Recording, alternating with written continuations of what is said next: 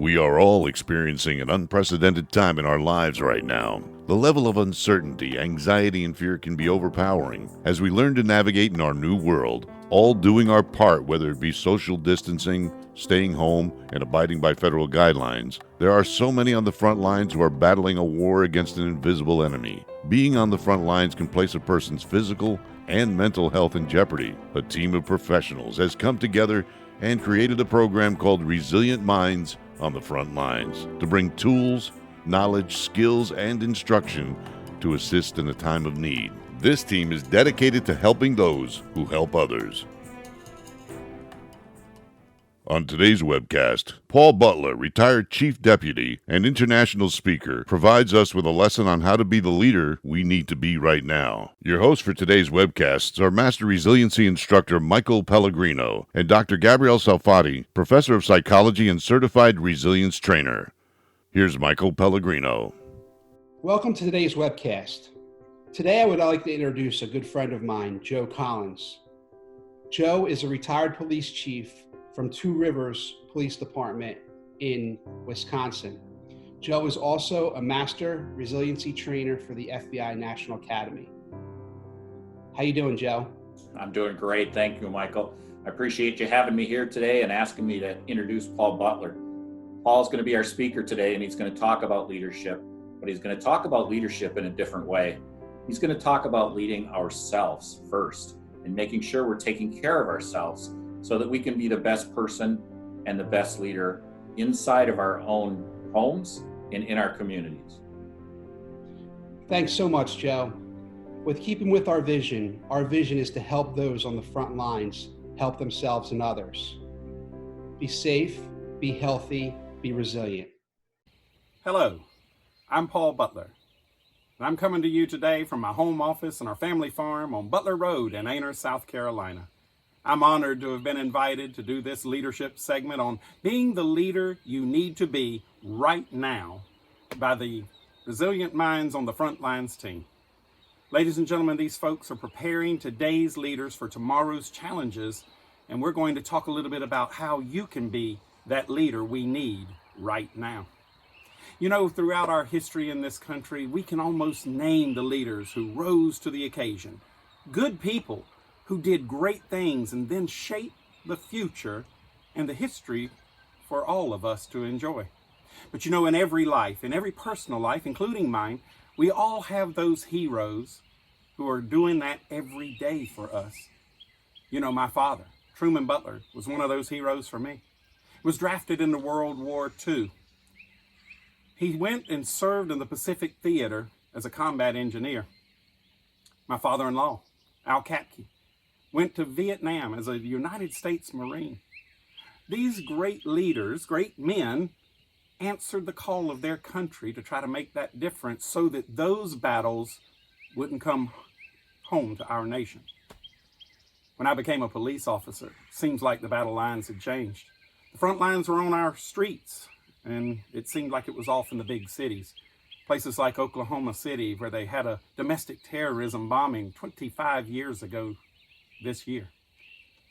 All of a sudden, it seemed like the battle lines were right here, and we were working as hard as we could to keep those front lines from moving into our communities.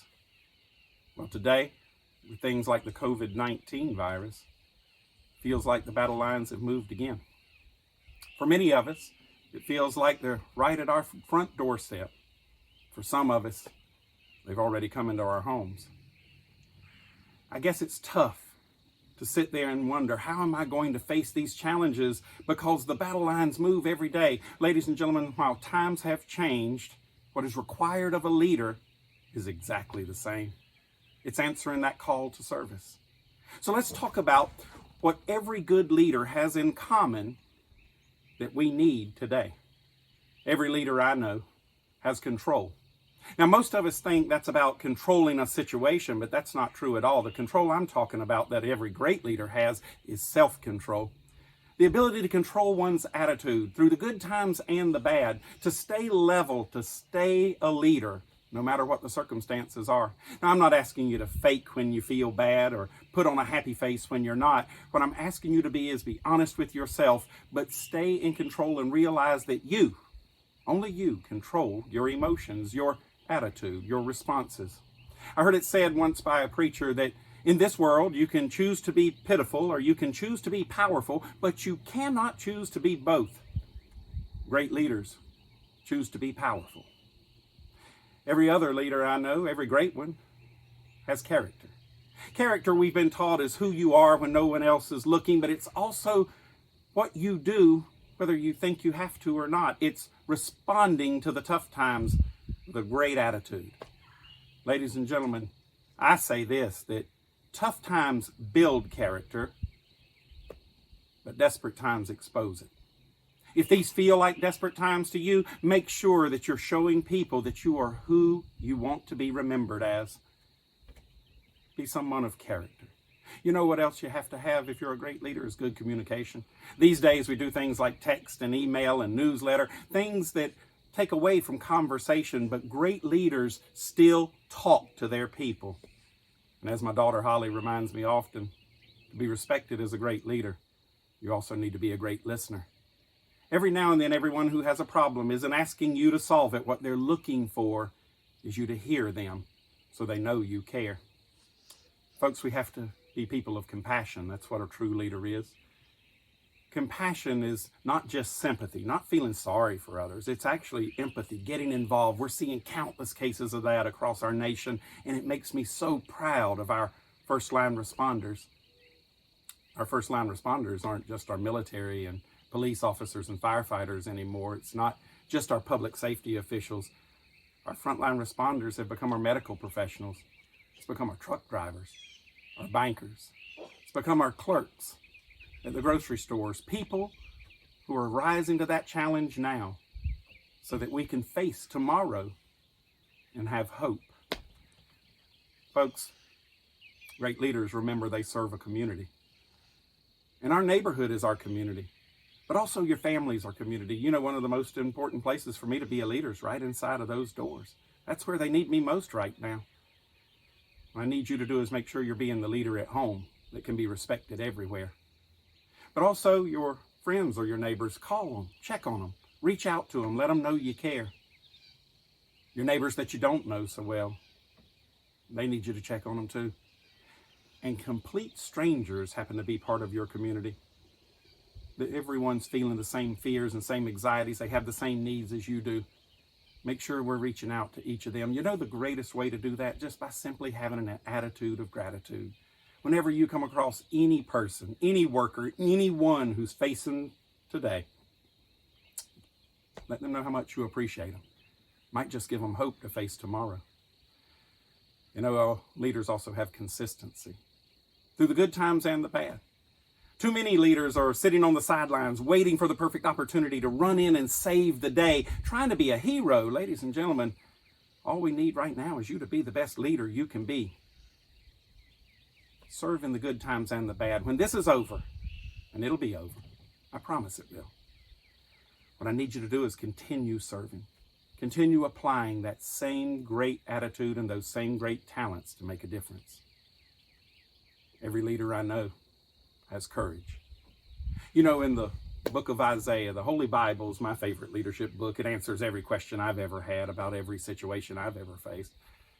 In the book of Isaiah, chapter 6, verse 8, it documents that Isaiah heard the voice of our Lord. And that voice asked, "Whom shall I send? Who will be our voice?"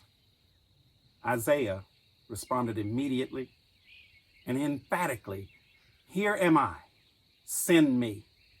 Think about the courage it takes to hear that voice and not have to ask, well, what is it you want me to do? How long will I have to do it? Where will I go and whom will I be serving? He didn't ask those things at all. Our Lord needed him and he responded, "Here am I, send me." And he became the leader that we needed at that time. So many of us are hearing that same voice from our Lord. And it's asking, whom shall I send? Many of us are hearing that voice and it's coming through our supervisors, through our family members, through our neighbors, and through complete strangers that we see on TV. That voice is the same. It says, "Who's going to come for me? Here am I. Send me." That's what a leader sounds like. So if you're going to be the leader we need right now, ladies and gentlemen, I need you to do a quick check of yourself. Are you in control of your emotions, of your attitude? Are you staying positive? Are you giving hope to others through the words you're saying today? Are you someone of character? Are you not only doing the things that you should be doing, are you doing it for the people who need you right now? Are you a good communicator? It's not just talking, it's listening. Are you being filled with compassion, caring about others, an attitude of gratitude, ladies and gentlemen? It changes the world. Are you serving a community, your family, your friends, your neighbors, complete strangers? Are you doing it consistently? Not just during the tough times, but you're serving every day of your life. A servant's heart is what changes the world. And do you have the courage to answer that call? You're hearing it today. Who are we going to send? Who will be our voice? Here am I. Send me. Ladies and gentlemen, I hope you've enjoyed this moment together on leadership. And I hope we can take these lessons on in the future and make a big difference tomorrow. One day we'll be the heroes that someone talks about on tape. If you'd like to reach out to me and have any questions or comments, you can reach me on my website, paul-butler.com, paul-butler.com. Text me, email me, call me. If you need someone in your life, a friend, a guiding light, whom are you looking for? Here am I. Call me. We can't change what happens to us in times of mental, emotional, and physical challenge and adversity. But we can change how we react to that adversity. Resilience is our ability to approach and handle adversity in a way that allows us to bounce back more quickly. And sometimes this process even allows us to grow stronger. In today's video, we had an insightful talk by Paul Butler on the topic of leadership and being the leader that you need to be right now. If we had to summarize the key theme that ran through today's topic and put it in the context of resilience and how we can use this information to help us approach adversity in practice, we can bring it back to the key concept of purpose. In today's video, we learned about leadership and the importance of a number of characteristics that serves us as leaders. Things like self-control, character, compassion, consistency, and courage. And all of these serve us because they help us to better serve others. What leads us to service can be internal or external. It can come from your own internal purpose in life, your faith, or it can be your vocation or your job. Service starts in many different ways. What is important is connecting it with who we are, what gives us meaning, and choosing to be that leader that we want to be while serving. Simon Sinek, the author of Start With Why, says it beautifully when he says, truly effective people and inspiring leaders aren't actually driven to lead people, they're driven to serve them. So leading from our purpose helps us to stay resilient in tough times because it is meaningful to us. It energizes us instead of depleting us. We're making a difference. It keeps us going. And that also allows us to lead in a way that allows others to become energized, and it keeps them going. Our webcast series is committed to help those on the front lines, help themselves and others. And it aims to bring you tools and resources from practitioners and professionals in the field of resiliency. Thank you again to Paul Butler for joining us in today's episode, and thank you for joining us. We hope that today's webcast has brought you hope and inspiration. Be safe, be healthy, be resilient. During the COVID-19 pandemic crisis, your mental health is vital. Please see the resources listed here as well as on our website at onthefrontlines.us. You are not alone.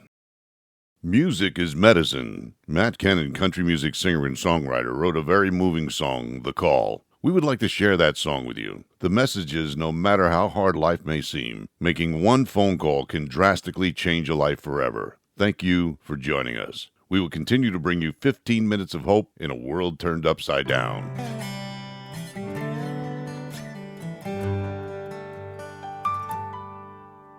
Today was gonna be the day. He'd already wrote the note and parked that Chevrolet at the end of that dead-end road. Had his finger on the trigger, just about to end everything. He was taking one last long breath when he heard his cell phone ring. And his best friend said, "Man, where you been? We're heading down to the lake this weekend. You better not miss it, 'cause buddy, I swear it won't be the same if you ain't there." And I told that girl that you liked so much, you were coming along and her eyes lit up. I better let you go. Man, I really hope I didn't catch you in the middle of anything. He said you kinda did, but I don't mind at all. I'm glad you called.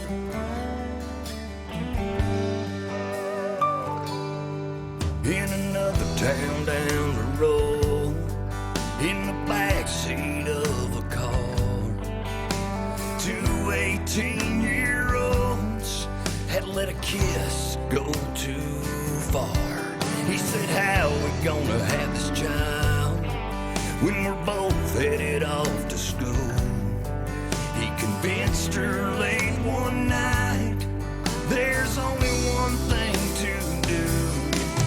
She was scared to death in that waiting room when the nurse asked, "How far along are you?"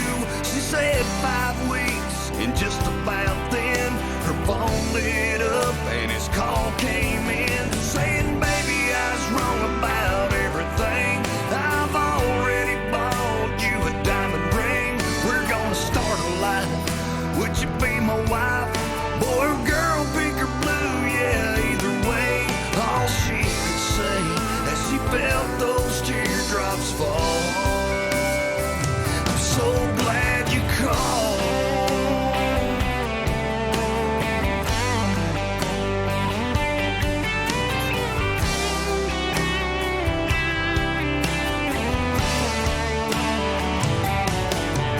Someone you know is weighing on your mind and needs a friend on the other end of the line. Don't hesitate.